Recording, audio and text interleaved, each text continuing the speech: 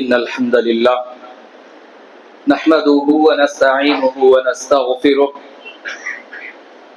ونعوذ بالله من شرور أنفسنا ومن سيئات أعمالنا من يهده الله فلا مضل له ومن يضلل فلا هادي له وأشهد أن لا إله إلا الله وحده لا شريك له وأشهد أن محمدا عبده ورسوله. أعوذ بالله من الشيطان الرجيم. بسم الله الرحمن الرحيم. يا أيها الذين آمنوا اتقوا الله حق تقاته ولا تموتن إلا وأنتم مسلمون. يا أيها الناس اتقوا ربكم الذي خلقكم من نفس واحدة وخلق منها زوجها وبث منهما رجالا كثيرا ونساء واتقوا الله الذي تساءلون به والأرحام إن الله كان عليكم رقيبا. يا أيها الذين آمنوا اتقوا الله وقولوا قولا سديدا يصلح لكم أعمالكم ويغفر لكم ذنوبكم ومن يطع الله ورسوله فقد فاز فوزا عظيما. أما بعد فإن خير الحديث كتاب الله وخير الهدي هدي محمد صلى الله عليه وسلم وشر الأمور محدثاتها وكل محدثة بدعة وكل بدعة ضلالة وكل ضلالة في النار. من يطع الله ورسوله فقد رشد ومن يعصيهما فإنه لا يضر إلا نفسه. بسم الله الرحمن الرحيم. وأزلفت الجنة للمتقين غير بعيد هذا ما توعدون لكل أواب حفيظ من خشي الرحمن بالغيب وجاء بقلب منيب ادخلوها بسلام ذلك يوم الخلود لهم ما يشاءون فيها ولدينا مزيد. وقال عز وجل في موضع آخر أعوذ بالله السميع العليم من الشيطان الرجيم من همزه ونفخه ونفثه. بسم الله الرحمن الرحيم. وذكر فإن الذكرى تنفع المؤمنین. حاضرین جمعہ اور پردہ نشین خواتین اسلام، تمام قسم کی حمد و ثنا، سچی تعریف، پاکیزگی، بڑائی، بزرگی، کبریائی اس اللہ وحدہ لا شریک کے لیے لائق ہے، زیبا ہے، جو اکیلا ہے، تنہا ہے، ساری کائنات کا اکیلا پالنہار ہے. ہم تمام کی عبادتوں کا تنہا مستحق بھی وہی ہے. درود و سلام نازل ہو فردن فردن تمام ہی انبیاء اکرام علیہم الصلاۃ والسلام پر، خصوصاً آخری نبی محمد رسول اللہ صلی اللہ علیہ وسلم پر. حاضرین، خطبہ مسنونہ کے بعد میں نے آپ کے سامنے سورۃ الذاریات کی آیتوں میں سے آیت کا ایک حصہ پڑھ کر کے سنایا، جس میں اللہ رب العالمین نے محمد رسول اللہ صلی اللہ علیہ وسلم کو مخاطب کر کے کہا، اے پیغمبر آپ نصیحت کرتے رہیے. وذکر، کیوں؟ فإن الذکریٰ تنفع المؤمنین، اس لیے کہ اہل ایمان کو نصیحت کبھی نہ کبھی فائدہ ضرور پہنچاتی ہے. تو وہ نصیحت کا سب سے بہترین موقع خطبہ جمعہ کا ہوتا ہے. آج میں آپ کے سامنے پیارے نبی علیہ الصلوۃ والسلام کی ایک بہت ہی عظیم حدیث لے کر کے حاضر ہوا ہوں، تاکہ کچھ نصیحت اس حدیث کی روشنی میں آپ کے سامنے میں کر سکوں. یہ جو حدیث میں آپ کے سامنے لے کر کے حاضر ہوا ہوں، اس میں ہر شخص کے لیے عبرت ہے، نصیحت ہے، بڑے اسباق ہیں اس حدیث کے اندر. ویسے تو یہ حدیث بڑی مختصر ہے، الفاظ اس کے دیکھیں تو بہت ہی مختصر ہیں، مگر معنی خیز ہے. ابن عباس رضی اللہ عنہما اس کے راوی ہیں، وہ کہتے ہیں نبی علیہ الصلوۃ والسلام نے فرمایا، نعمتان مغبون فیہما کثیر من الناس الصحۃ والفراغ. یہ حدیث جو میں نے ابھی آپ کے سامنے سنایا، آپ کے علم میں ایک بات ہونی چاہیے، یہ حدیث جوامع الکلم کا ایک بہترین نمونہ ہے. سوال ہے یہ جوامع الکلم کیا ہے؟ میں آپ کو بتا دوں، آپ کے علم میں آج سیکھ جائیے. جوامع الکلم کہتے کسے ہیں؟ ایسے الفاظ جو دیکھنے میں ورڈز الفاظ بہت کم ہوں لیکن معنی اور مفاہیم کے اعتبار سے حکمت و دانائی کے سمندر اپنے اندر سمیٹے ہوئے ہوں، معنی مفہوم بہت ہو، عبرت اور نصیحت کی باتیں اس کے اندر بہت ہو لیکن ورڈز چھوٹے ہوں۔ یہ حدیث اسی کا ایک نمونہ ہے۔ دیکھنے میں 2 الفاظ ہیں لیکن کتنا بڑا معنی اپنے اندر سمیٹے ہوئے ہے، ہم اور آپ کو اندازہ لگے گا۔ حاضرین، ہماری زندگیاں جو ہے نا 60-70 سالہ عمر کی زندگیاں ہیں۔ ہماری عمر کی 60-70 سالہ زندگی کے لیے بھی اس چھوٹی سی حدیث کا معنی اور مفہوم جاننا بہت ضروری ہے، بہت ضروری ہے۔ کیا فرمایا نبی صلی اللہ علیہ وسلم نے؟ 2 نعمتیں ہیں، 2 نعمتیں ایسی ہیں، نعمتان مغبون فیہما کثیر من الناس، جس میں لوگوں کی میجارٹی، اکثر حصہ لوگوں کا دھوکے میں ہے، خسارے میں ہے، نقصان میں ہے۔ تو جو لفظ حدیث میں استعمال کیا گیا مغبون، یہ میں آپ کو سمجھا دیتا ہوں۔ یہ مغبون کا مطلب کیا ہے؟ مغبون کہتے ہیں ایسا دھوکہ، ایسا نقصان، ایسا خسارہ، ایسا لاس جو ایک بزنس مین، ایک تاجر کسی چیز کو بیچنے کے لیے بازار میں لے کر کے گیا، اس کا فائدہ بہت ہونا تھا لیکن چھوٹے سے منافع سے وہ حاضر ہو گیا، جس کو کہتے ہیں غبن التاجر۔ اس بزنس مین کو نقصان ہوا، دھوکہ ہوا، لاس ہوا۔ یعنی کہ ایک ایسی چیز جس کو بیچ کر کے تقریباً 10,000 کا منافع لے کر کے آنا تھا، 1000 اور اس سے بھی کم منافع لے کر کے وہ حاضر ہو گیا، تو کیا ہوا؟ اس کو دھوکہ ہوا۔ اس دھوکے کو کیا کہا جاتا ہے؟ مغبون۔ جو کہا رسول اللہ صلی اللہ علیہ وسلم نے وہی لفظ ہے۔ لوگوں کی میجارٹی دھوکے میں ہے، خسارے میں ہے، نقصان میں ہے۔ آئیے ہم دیکھتے ہیں کہ کیا نقصان ہے، خسارہ ہے۔ تو مغبون کا مطلب آپ نے سمجھ لیا۔ اس کے بعد کیا تھا؟ 2 نعمتیں جو کہا گیا، ان میں سے پہلی نعمت ہے الصحہ، صحت و تندرستی۔ صحت و تندرستی کی اہمیت کے تعلق سے کچھ باتیں میں آپ کو بتانا ہے۔ اللہ نے موقع دیا تو دونوں نعمتوں کا تذکرہ کروں گا، مجھے نہیں لگتا کہ حق ادا ہو جائے۔ تو دوسری نعمت کا تذکرہ اللہ نے موقع دیا تو انشاءاللہ اگلے جمعہ آپ کے سامنے ہم رکھیں گے۔ تو پہلی چیز کیا ہے؟ پہلی نعمت الصحہ، صحت اور تندرستی۔ تو صحت اور تندرستی کے تعلق سے میں آپ کو بتاتا ہوں کہ آج کے دور میں سمجھانے کی اتنی زیادہ ضرورت نہیں ہے، ہر کوئی جانتا ہے۔ کیوں میں کہہ رہا ہوں یہ؟ آج کا دور جو ہے نا امراض و علل کا دور ہے، بیماریوں کا دور ہے۔ انسان کی زندگی 40 سال کی عمر تک وہ نہیں پہنچتا کہ بڑی بڑی بیماریاں اس کے چوکھٹ پر دستک دے چکی ہوتی ہیں۔ بی پی ہے، شوگر ہے، دل کے امراض ہیں، ڈپریشن ہے، انزائٹی ہے، کیا کیا نہیں ہے۔ انسان اس کا شکار ہے، جس میں مبتلا ہو جاتا ہے۔ اسی لیے میں نے کہا کہ اتنا زیادہ کہنے کی ضرورت نہیں، ہر انسان اس کو جانتا ہے۔ لیکن اللہ نے قرآن میں فرمایا وَذَكِّرْ فَإِنَّ الذِّكْرَىٰ تَنفَعُ الْمُؤْمِنِينَ، یاد دہانی کراتے رہیے۔ ابھی رمضان کا مہینہ گزرا ہے، الحمدللہ ہماری بہت سو کی صحت بھی، تندرستی بھی آئی ہوگی، بہت ساری بیماریاں روزے کی حالت میں دور ہو چکی ہوں گی۔ اس کے بعد کی جو بقیہ 10 یا 11 مہینے ہیں ہمارے پاس، اس میں ایک اچھی زندگی ہم گزاریں، صحت مند زندگی گزاریں۔ اسی بات کے اویئرنس کے لیے میں آپ کے سامنے اس عنوان کا انتخاب کیا۔ تو علامہ ابن قیم رحمہ اللہ اس کے تعلق سے فرماتے ہیں کہ سب سے بڑی نعمت انسان کو نعمت ایمان ہے۔ سب سے بڑی نعمت جو انسان کو دی گئی ہے نعمت ایمان ہے۔ نعمت ایمان کے بعد سب سے بڑی نعمت، سب سے بڑی دولت اگر انسان کو دی گئی ہے تو نعمت صحت ہے۔ نعمت صحت ایمان کے بعد سب سے بڑی دولت ہے۔ تو غالب کا شعر یاد ہے آپ کو؟ تنگ دستی گرچہ ہو غالب، تنگ دستی گرچہ ہو غالب، تندرستی 1000 نعمت ہے۔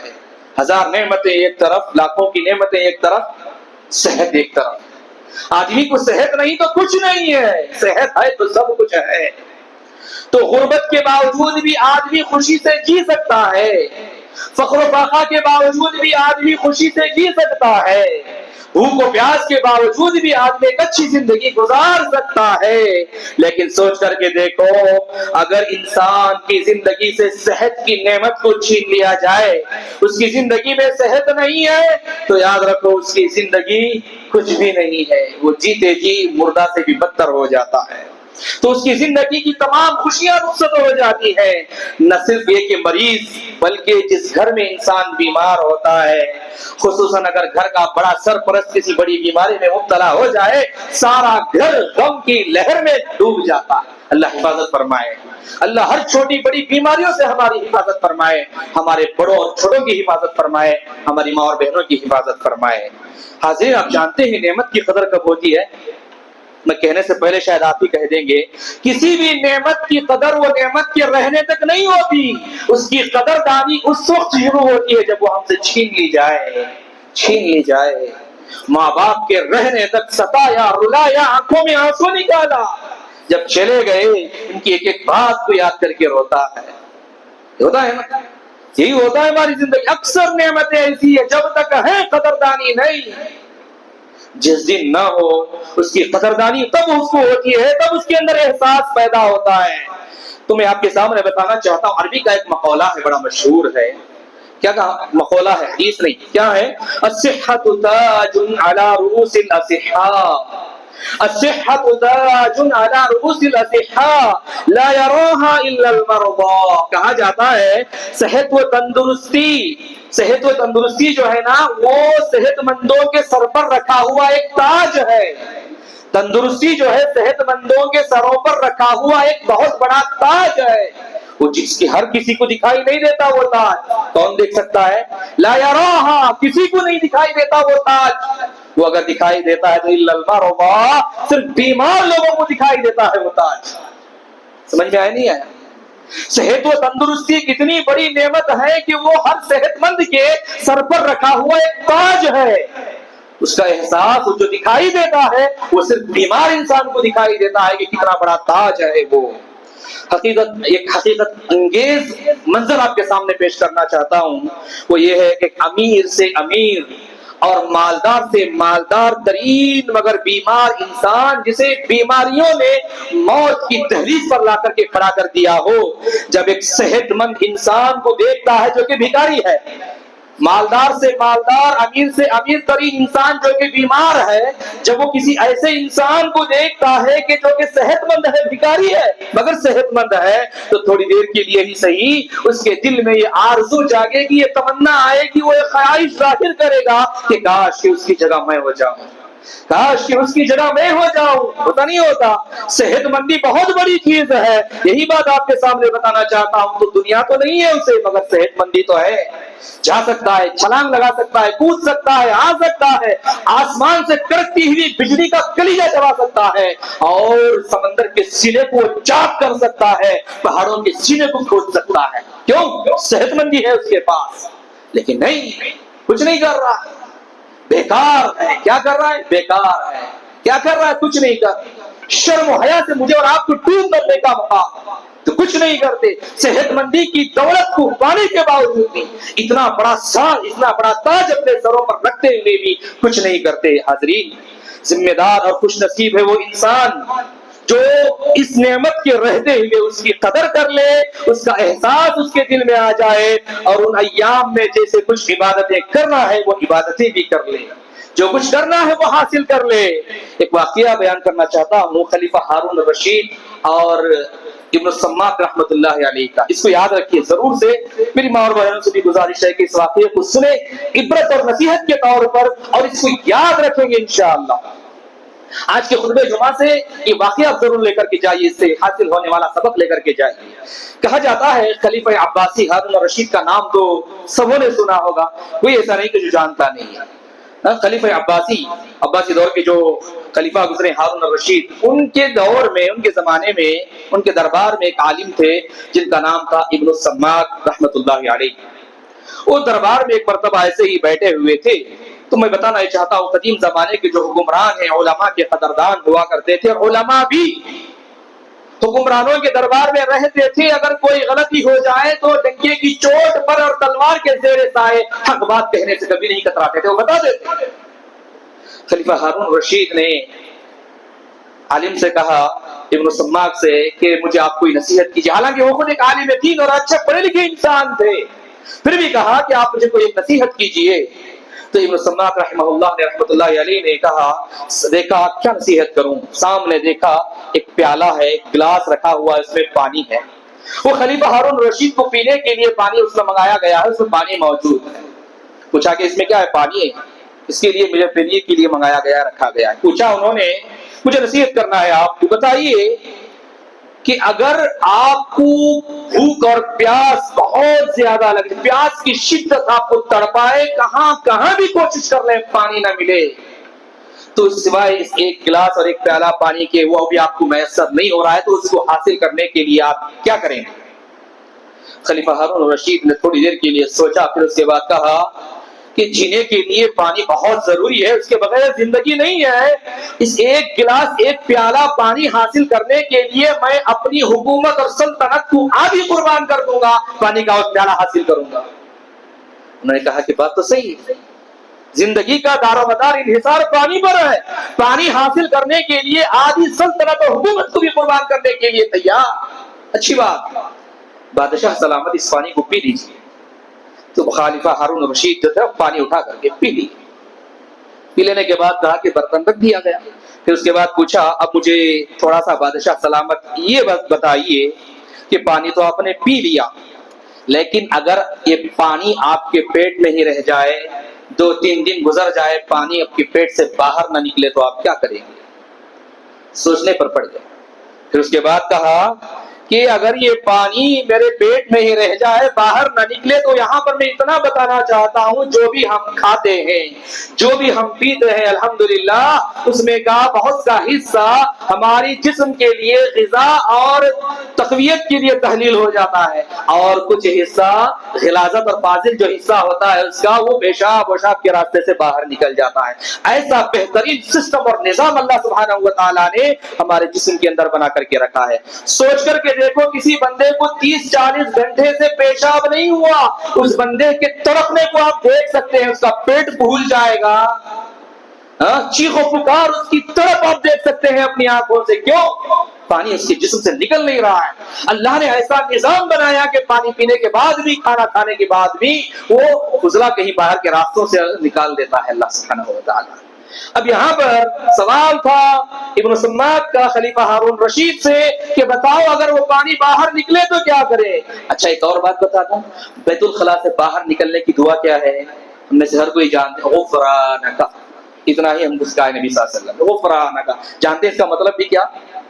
کسی کی عمر اس سے ہو سکتا ہے 40 45 50 60 70 سال بھی ہو، لیکن واللہ اللہ معاف کرے اس کا معنی نہیں معلوم. کہیں کو کیا معلوم نہیں، پڑھ رہے پڑھا، کبھی ہم نے غور کیا؟ غفرانہ کا مطلب ہے اے اللہ مجھے معاف کر دے. عجیب بات ہے، بندہ بیت الخلاء سے ہو کر کے واپس آ رہا ہے، بول رہا اللہ معاف کر لے. بیت الخلاء کو جانا غلطی ہے کیا؟ معافی کیوں مانگنا؟ کبھی سوچا آپ نے؟ یعنی کہ کوئی بھی چیز ہم کھاتے ہیں، وہ نعمتوں کا ملنا بھی اللہ کا شکر ہے، اور نعمتوں کو نظام ہاضمہ سے تبدیل کر کے فضلہ اور رطوبتوں کو، غلاظتوں کو باہر نکالنا بھی کتنی بڑی نعمت ہے. اللہ تیرا شکر اس بات پر ہے، اے اللہ میں معافی مانگتا ہوں اس بات پر کہ میں ناشکرا رہا ہوں کہ اتنا سارا نظام تو نے میرے اندر بنایا، اس کی ناشکری میں نے کی اور اب تک کرتا آ رہا ہوں. اللہ اس بات پر کے لیے میں معافی مانگتا ہوں. غفرانک غفرانک. اس نعمت کو بھی نعمت کے طور پر ڈسکور کر کے بندہ شکر ادا کرتا ہے اللہ سبحانہ و تعالیٰ کا، اور باہر نکلتا ہے غفرانک کہتے ہیں. بات سمجھ میں آئی؟ آگے بڑھیں گے. تو اب یہاں پر سوال تھا کہ باہر نہ نکلے تو کیا کریں گے؟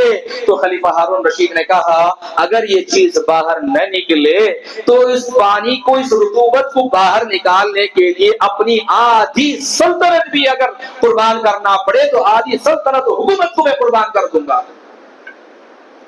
ہو گیا واقعہ تو سمجھ میں آ گیا. اب آئیے اس کے بعد ابن سماک رحمت اللہ علیہ نے کہا تو بادشاہ سلامت آپ کی ساری بات اور پوری گفتگو کا حاصل اور نچوڑ یہ ہے کہ جس حکومت اور سلطنت کے آپ مالک ہیں، جس حکومت اور سلطنت کے آپ مالک ہیں، ساری کی ساری حکومت اور سلطنت کی قیمت ایک گلاس پانی ہے. آدھی حکومت اور سلطنت اس کو پینے کے لیے اور آدھی سلطنت اور حکومت اس کو نکالنے کے لیے. کتنی بڑی نعمت کو اللہ نے ہمارے لیے رکھا. بات کتنی صحیح تھی, نصیحت کتنی بہترین تھی, سوچ کر کے دیکھو. تو اللہ کے نبی صلی اللہ علیہ وسلم نے اسی لیے فرمایا اکثریت لوگوں کی میجورٹی اس بارے میں دھوکے میں ہے. مغبون فیہما کثیر من الناس. اور صحت مندی کے بارے میں بھی جب تک صحت ہے اس کی قدردانی نہیں کی گئی, لاپرواہی کی گئی, تو بتانا یہی ہے کہ اس حدیث کے اندر اللہ کے نبی صلی اللہ علیہ وسلم نے بھی یہی پیغام اور یہی میسج دیا ہے. سامعین, تندرستی کے ایام میں جب ہم صحت مندی کی حالت میں ہیں, نماز یاد نہیں آتی, تندرستی کے ایام میں ایمانداری یاد نہیں آتی, تندرستی کے ایام میں صلہ رحمی یعنی کہ رشتہ داری کو جوڑنا یاد نہیں آتا, تندرستی کے ایام میں ہمیں انصاف کرنا یاد نہیں آتا, تو یہ سب کب یاد آتا ہے؟ یہ ساری اچھائیاں کب یاد آتی ہیں؟ جب بیماری ہمارے سر کو جھکا دیتی ہے, جب بیماری ہماری کمر کو توڑ کر کے رکھ دیتی ہے, جب بیماری ہمارے سر کے غرور کو کچل کر کے رکھ دیتی ہے, ہمارے اندر کی کبر و غرور کو جھکا دیتی ہے, تب جا کر کے ساری چیزیں یاد آئیں گی. مسجدیں بھی یاد آئیں گی, سجدے بھی یاد آئیں گے, نماز بھی یاد آئے گی, صدقہ و خیرات بھی یاد آئیں گے, غریب رشتہ دار بھی یاد آئیں گے, اڑوس پڑوس بھی یاد آئیں گے, اور ہر قسم کا انصاف بھی یاد آئے گا. سارے حقوق بھی تب یاد آئیں گے. جاتے ہوئے دوسروں کو اب جانتے ہیں ایسے ایسے نمونے ہماری زندگی میں ملے ہیں. شادی کے وقت حاضرین جماعت کے روبرو اتنے وکیل اور گواہوں کے سامنے اتنا میں نے مہر دے کر کے میں شادی کرنا بول دیا. تقریباً 40 50 60 سال کی زندگی ساتھ میں گزارا, تھوڑا سا جو مہر سب کے سامنے گواہ بنا کر کے کہا تھا نہیں دیا, مر گیا. انتقال کے بعد وہ محلے کے جو رشتہ داروں کے لوگ بوڑھے بزرگ کھینچ کر کے لے آتے ہیں, کیا بولتے ہیں؟ مہر بخش دو, مہر بخش دو, معاف کر دو. سوچ کر کے دیکھو, مرتے وقت بھی مرتے بھی چلے گئے, دوسروں کے حقوق ہم یاد نہیں آ رہے. تو عقل مند انسان وہ ہے, عقل الکیس من دان نفسه وعمل لما بعد الموت, کہا نبی صلی اللہ علیہ وسلم نے. عقل مند کون ہے؟ عقل مند کون ہے؟ موت کے بعد کی زندگی کی تیاری آج صحت مندی کی حالت میں کر لیں. یہی بات, یہی میسج میں آپ تک پہنچانے کی کوشش کر رہا تھا. تو اچھے اور کامیاب انسان وہ ہے, اچھے اور کامیاب انسان وہ ہے جو یہ سارے اسباق, یہ سارے دروس, یہ سارے لیسنز صحت اور تندرستی کے ایام میں اس کو یاد رکھ لیں. یاد رکھو اللہ کے بندوں اور اللہ کی بندیوں, بیماری کے وہ ایام آئیں گے, بیماری کے وہ دن زندگیوں میں آئیں گے کہ میری اور آپ کی پیشانی ایک سجدے کو ترس اٹھے گی, لیکن ہم سجدہ نہیں کر پائیں گے. اللہ نہ کرے کہ یہ ایام ہماری زندگی میں آئے, اللہ حفاظت فرمائے. دوبارہ ہم دعا کرتے ہیں اللہ ہم کو صحت و تندرستی سے مالا مال فرمائے, ہر قسم کی چھوٹی بڑی بیماریوں سے اللہ ہماری حفاظت فرمائے. ایک سجدہ ہم سے نہ ہو پائے گا, وہ دن ہماری زندگی میں آئیں گے. تو میں بتانا یہ چاہتا تھا, اور ہم کو چاہیے کہ آج اس کی قدردانی کر لیں. آج اللہ نے صحت دی ہے, آج اللہ نے تندرستی دی ہے, ہر ایک کے حقوق کو ادا کریں, اللہ کا حق بھی ادا کریں, بندوں کے حقوق بھی ادا کریں. کتنے بڑے خسارے, نقصان اور دھوکے میں ہیں وہ لوگ جو تندرستی کے ایام میں بھی عبادت نہیں کرتے, تندرستی کے دنوں میں بھی اچھے کام نہیں کرتے. تو وہ حدیث یاد آتی ہے مجھ کو, اللہ کے نبی صلی اللہ علیہ وسلم نے فرمایا اذا مرض العبد كتب له مثل ما كان يعمل صحيحا مقيما. کیا مطلب اس کا؟ نبی علیہ الصلوۃ والسلام نے فرمایا آدمی جب بیمار ہوتا ہے نا, صحت مندی کی قدردانی اتنی ہے. دیکھو میں آپ کو بتاتا ہوں اللہ کے نبی نے کیا کہا, آدمی جب بیمار ہوتا ہے تو بیماری کی حالت میں بہت ساری نیکیوں کا اجر و ثواب اسے ملتا رہتا ہے. سمجھ میں آیا؟ بیمار ہو گیا, اس کے باوجود بہت ساری عبادتیں وہ نہیں کر پا رہا ہے, لیکن اس کے باوجود بھی اجر و ثواب اس کو مل رہا ہے. کیسے؟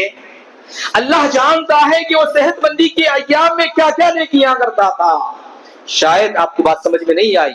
مثلا فار ایگزامپل, مثال سے میں آپ کو سمجھاتا ہوں. صحت مندی کی حالت میں بندہ صلاۃ الضحیٰ اشراق کی نماز کا پابند تھا, ہمیشہ پڑھتا تھا. بیمار ہو گیا, بیماری کی وجہ سے وہ نماز بھی اس سے ادا نہیں ہو پا رہی ہے, بیمار ہو کر کے بستر میں پڑا ہوا ہے, لیکن اللہ سبحانہ و تعالی نماز نہ پڑھنے کے باوجود بھی بیماری کی وجہ سے وہ بندہ جو نماز نہیں پڑھ رہا, وہ نماز صحت مندی کی حالت میں پڑھتا تھا, اس کو اجر و ثواب دیتے رہیں گے. کیوں؟ اگر وہ صحت مند ہوتا تو وہ نیکی کرتا تھا. اسی لیے بتا رہا ہوں صحت مندی کے دنوں میں اچھے کام زیادہ کرو, اچھی نیتیں زیادہ کرو, نیکی کے کام کرو, دوسرے کے کام آؤ. انشاءاللہ بیماری کے ایام میں بھی اگر وہ ہم اچھے کام نہ کر پائیں گے تب بھی اجر و ثواب ہمارے لیے ملتا رہے گا. ایک بندہ ہے قرآن پڑھنا, تلاوت کرنا, سمجھنا سمجھانا اس کی کوشش کرتا رہا, بیمار ہو گیا جس کی وجہ سے یہ کام ہو نہیں پا رہا ہے, لیکن اس کے باوجود بھی اللہ سبحانہ و تعالی قرآن پڑھنے کا, تلاوت کرنے کا, سمجھنے کا, سمجھانے کا, اس پر عمل کرنے کا اجر و ثواب اس کو برابر دیتے رہیں گے. کیوں؟ اللہ جانتے ہیں اگر وہ صحت مند ہوتا تو یہ کام کرتا تھا, آج بیمار ہو گیا, بیماری کی وجہ سے یہ کام نہیں کر پا رہا ہے, تو اللہ سبحانہ و تعالیٰ اس کو اجر و ثواب برابر دیتے رہیں گے, دیتے رہیں گے. یہ کچھ مثالیں تھی سامعین. کتنا خوش نصیب ہے وہ بیمار جو بیمار ہونے کے بعد ان فضیلتوں کا مستحق ٹھہرتا ہے. کتنا محروم ہے وہ شخص جو تندرستی کے ایام میں رب کی عبادت نہ کر کے بیماری کے ایام میں ان فضیلتوں سے بھی محروم ہو جاتا ہے. تو لہذا اس صحت مندی کے ایام کی قدر کرو, اپنی صحت کو بچا کر کے رکھو.